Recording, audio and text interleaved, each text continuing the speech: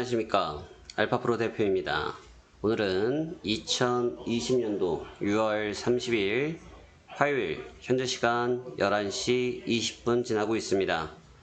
6월을 끝내는 마지막 거래일이기도 하고요. 월 말입니다. 상당히 좀 중요하고 의미 있는 그런 구간에 도래를 한 시점에서 저희가 어떠한 관점에서도 시장을 살펴봐야 될지 한번 이야기 나눠보도록 하겠습니다.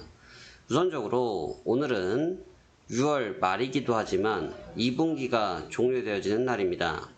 2분기가 끝난다는 얘기, 다시 말하면 3분기부터 또 다른 새로운 흐름으로 전개될 수 있는 시기를 맞이한다라고 볼 수 있는 부분인데요. 전일 증시를 살피고 또 오늘 증시를 살피면서 결과적으로 몇몇 가지의 특징적인 면들을 결국은 확인할 수 있었습니다. 그러면 그 점에 대해서 한번 살펴보도록 하겠습니다. 먼저 새벽에 마감했던 해외 증시부터 살피면서 대응 전략에 대해서 이야기 나눠보도록 하겠습니다. 오늘 새벽에 마감했던 다우지수는요, 전일 대비해서 2.32% 상승한 25,595포인트, 약 580포인트 정도가 상승 마감하였습니다. 전일 설명드리기에 추세가 다시 깨지는 국면으로 들어와서 상당히 좀 불편하다라는 말씀을 드리고 있고, 주의해야 된다라는 말씀을 드리고 있는데, 양봉을 강하게 돌려주면서 추세를 붙였다는 얘기는 뭐냐면 붕괴되는 것을 붙잡았다라고 평가를 하면 될 것 같고요. 붙잡아주면서 아직까지 시간을 한번 벌어준 것으로 보여줍니다. 나스닥 또한 아랫꼬리를 달아주면서 전일 대비해서 1.2% 상승한 9,874포인트에서 상승 마감하였습니다. 일단 추세적으로 다우지수와 나스닥, 양지수 모두 다 조정 쪽의 흐름, 우하향을 하고 있는 그림은 변함없는 사실이지만 추세적인 부분을 위로 뻗어 올려주고 있는 상태이기 때문에 아직까지 완전히 시장이 붕괴됐다라고 평가하기에는 좀 이르다라고 볼 수 있을 것 같습니다. 유럽 쪽 주가도 동일한 흐름을 보이면서 전일 대비해서 1.18%, 12,232포인트까지 상승세를 보이면서 나쁘지 않은 흐름들이 전체적으로 나타났다라고 볼 수 있겠습니다. 자, 오늘 이러한 관점에서 시장을 봤을 때 미국 증시, 유럽 증시가 그래 쏘쏘했구나라고 볼 수 있겠죠? 그런데 주의해서 보셔야 될 부분은 뭐냐면 지금 다우지수가 2.32%를 상승했는데 나스닥 지수가 1.2%밖에 상승하지 못했습니다. 근래 주가 흐름을 본다고 하면 나스닥 주가가 다우지수보다 상승폭이 조금 더 컸던 사항들을 많이 보셨을 텐데요. 상대적으로 훨씬 더 큰 다우지수의 상승을 보였다는 점, 다시 말하면 기술주, 비대면 이런 기술에 관련된 주식들보다는 기존 블루칩들을 중심으로 해서 시장이 상승했구나라고 볼 수가 있겠습니다. 그럼 왜 도대체 블루칩이 기술주를 압도적으로 이겨내면서 상승을 하였는지 한번 그 내용을 살펴보도록 하겠습니다.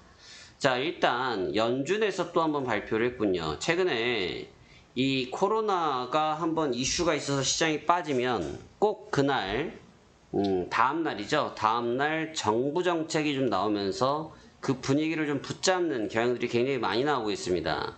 어제 같은 경우도 술집이 다시 폐쇄가 되고 코로나 때문이죠. 그래서 재봉쇄에 대한 우려감들 때문에 시장이 좀 강하게 밀렸는데 연준에서 또 이 부분 가만 냅두지 않았죠. 코로나19에 대한 재확산 우려에도 불구하고 경제지표가 호조에서 급등했다라고 이야기가 나와 있습니다. 도대체 무슨 경제지표가 잘 나왔으면 이렇게 버텼을까라고 살펴보시죠. 우선 미국 5월 주택 판매 지수가 전월 대비해서 44.3% 급등한 99.6으로 집계됐다라는 얘기 나왔는데요. 일단 시장 전망치의 15%를 크게 웃돌았다고 봅니다. 이 내용은 좀 의미가 있겠죠. 주택 판매 지수가 늘어났다. 다시 말하면 주택 판매가 많았다는 얘기는 처분할 수 있는 소득이 많았다는 얘기니까 지금 여기에서 유동성이 아직까지 각각 가정에 충분했다라는 부분 때문에 오히려 기반적인 산업, 블루칩, 그 다음에 다우지수 이쪽에 대한 흐름들이 경기가 좋을 거야 라는 기대가 확실히 좀 쌓였다라고 볼 수 있겠죠. 그로 인해서 일단 미국 쪽에서는 이 주택 판매라는 이 경제지표적인 부분이 시장을 강하게 회복하는 데 도움을 줬다고 볼 수 있겠고요. 사실 근데 주택 판매 지표만 나왔으면 이 정도 상승은 보기 어려웠을 겁니다. 여기에 이제 중요한 게 또 한 번 나왔죠. 연준에서 부양책 발표도 투자 심리에 영향을 미쳤다라고 이야기했습니다. 이날 기업 자금 지원 방안을 하나인 프라이머리 마켓 기업 신용기구를 통해서 회사채를 매입한다라고 발표했다라고 이야기했습니다. 제가 최근에 이야기 많이 했죠. 이 기업채, 회사채를 매입해주는 부분들은 의미가 있다. 왜냐? 기업이 정상적인 구간으로 운영되어진다는 것을 의미하기 때문에 근로자들이 계속 근로할 수 있는 환경이 조성되어지는 거 아니겠습니까? 그로 인해서 자연스럽게 경기가 선순환되어지는 부분 때문에 의미 있다라고 볼 수 있는 것이죠. 그래서 일단 연준 쪽에서의 발표 부분들이 시장을 강하게 회복하는 데 도움을 줬다라고 볼 수 있겠습니다. 일단 5일선 자리까지 회복을 해줬다라는 점은 주목을 해볼 필요가 있죠. 하지만 5일선 자리까지 회복을 했는데 문제는 이 5일선 자리에서 이 다음 스텝을 어떻게 갈 거냐라는 겁니다. 5일선을 넘기면서 이렇게 쭉쭉쭉쭉 화살표를 띄우면서 갈 수 있을까? 에 대해서는 좀 의구심이 드는 것도 사실이고요. 왜냐하면 일단 조정을 받고 있는 우하향 패턴이 워낙 강한 상태이기 때문에 추세를 계속 돌려 세우기에는 좀 무리가 없지 않아 있다라는 것이 제가 보는 시선이 될 것 같습니다. 왜냐하면 지금 하루 걸러 하루 이슈, 정책, 이슈, 정책, 그러니까 이슈를 정책으로 덮고 있는 방식을 사용하고 있는데 언제까지 이 카드가 과연 맥힐 것이냐. 그러면 본질적인 관점에서 보시자고요. 이슈가 터져서 시장이 무너졌습니다. 이슈가 터져서 무너지고 있는데 이 무너지는 급격한 무너짐을 막기 위해서 정책으로 떠받들고 있습니다. 정책으로 떠받들고 있는데 등락만 놓고 본다고 하면 플러스 마감인 건 분명한데 추세를 보면 어떻습니까? 추세를 보면 어떻냐고요? 추세를 보면 우하향이죠.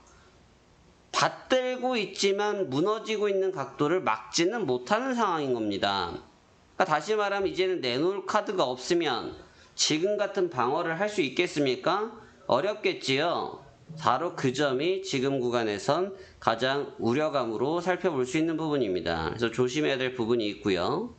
하지만 다우 쪽의 흐름이 아직까지는 쏟아낼 정책들의 여유가 좀 있고 또 연준 쪽에서도 또 미국 분위기도 아직은 쉽게 무너지겠다라는 관점이 좀 적다 보니까 아직은 좀 해볼만 하다라고 평가할 수 있겠습니다. 일단 종합주가지수 우리나라 지수를 좀 보도록 할게요. 제가 어제 우리나라 지수 어떻게 말씀드렸습니까? 어쩔 수 없다. 2110포인트가 붕괴되는 것은 어떻다?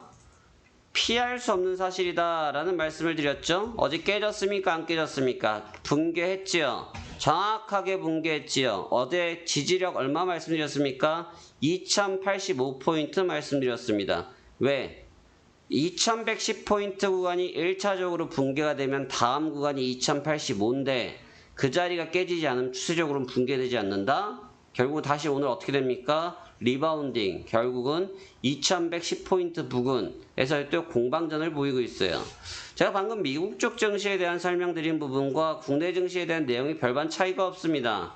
우리 또한 중심선, 중심부 이 아주 중요한 포인트들을 아주 강하게 사수하고 있는 것은 변동 없는 사실이지만 우리나라 또한 어떤 상황입니까? 등락을 반복하면서 추세적으로 우상향하지 못하고 계속 흘러내리고 있거나 행보를 하고 있다는 얘기입니다. 다시 말하면 우리나라 또한 주가의 위치가 그렇게 평온하다라고만 볼 수는 없다라고 해석할 수 있겠죠. 그래서 종합주가지수의 흐름 자체가 조종적 국면에서의 구도를 잡고 있긴 한데 아직까지는 2110포인트에 대한 강한 사수력을 갖고 있다. 이제 사실 그럴 수밖에 없죠.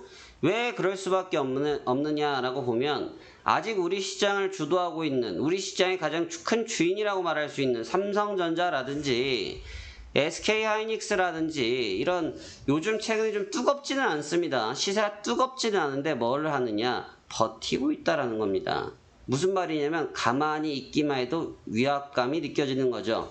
우리가 지나가다 보면 위화감을 조성한다 이런 얘기 하지 않습니까? 이 두 종목은 바로 그런 부분인 거예요. 당장 시세에 영향을 크게 미치지는 않지만 이 시세가 무너지지 아니하고 지금처럼 버텨주고 또 오늘처럼 반등할 땐 반등해주고 이렇게 됐을 때는 시장을 지탱해주는 효과가 되고 이 친구들이 붕괴되지 않으면 시장 아직 깨지지 않았다. 시장 아직 이탈하지 않는다.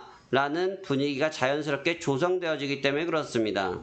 그러니까 지금 상황이 바로 그런 부분이라는 것이죠. 하지만 아무리 좋게 포장을 한다고 할지라도 중심 구간에서 등락을 반복하고 있는 시장의 흐름은 변함이 없기 때문에 국내 증시에 대해서 강하게 어필해서 매매 대응할 수 있도록 언급드리기에는 무리가 있다는 것이 사실이라는 거죠. 여기서 종목별 차별화를 이야기하시는데 제가 방금 미국장에 대한 설명을 드렸죠. 하루 오르고요. 하루 빠집니다. 우리나라 또한 거기에 영향을 받기 시작했어요.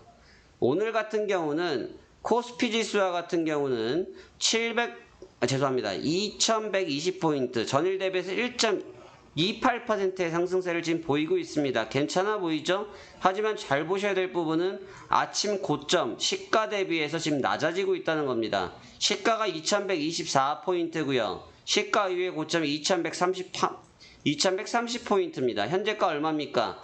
2120포인트입니다. 점진적으로 올라오니까 어떻다? 매물이 나타나고 있다는 얘기고요. 코스닥은 한술 더 뜹니다. 전일 대비해서 마이너스 0.2%가 나오고 있고요. 현재가 734포인트 빠지고 있습니다. 오늘 같은 경우 아침에 1.34% 상승 출발했는데 쉬지도 않고 지금 빠지고 있어요.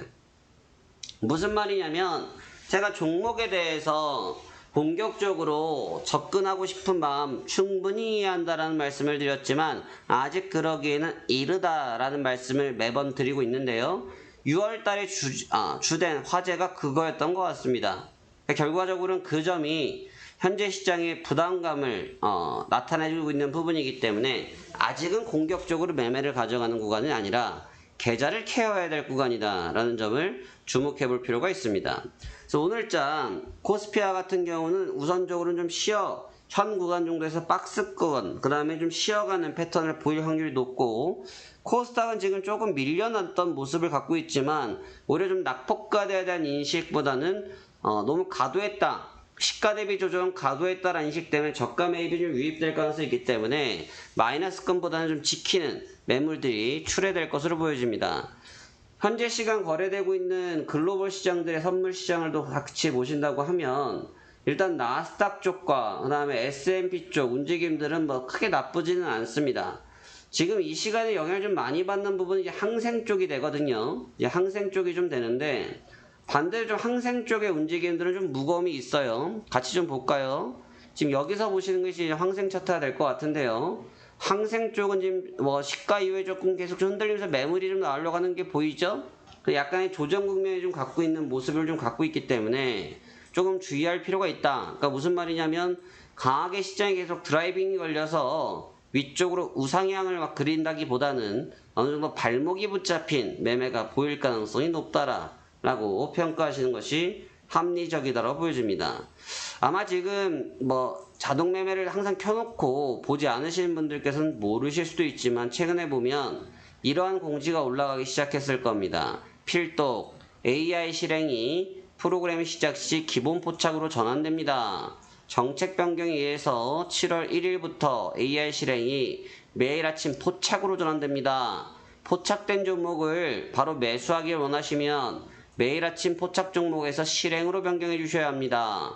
AI 종목도 목표가, 손절가 등 수정이 가능하오니 한 번 더 확인하시고 진행하시길 바랍니다. 라는 내용이 있습니다. 하지만 큰 틀의 변화는 없는 부분인 거고요.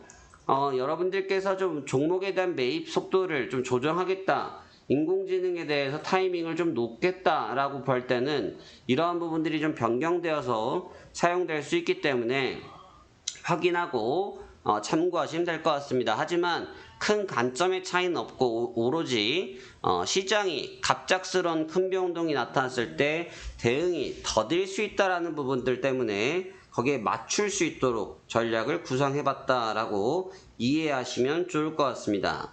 자, 여러분 오늘 시장 지금 한 2시간 정도가 넘고 거의 3시간 정도가 흘러가는 시점에서 아직까지 방향성에 대한 부분보다는 종목별로 빠르게 순환매가 이루어지는 모습들은 좀 나타나고 있습니다. 하지만 이러한 같은 구간에서 보자면 본질적으로 코스닥 같은 경우 상한가 종목이 아직까지는 하나밖에 나타나지 않았고요. 코스피 같은 경우는 6개가 지금 상한가 중에 있습니다.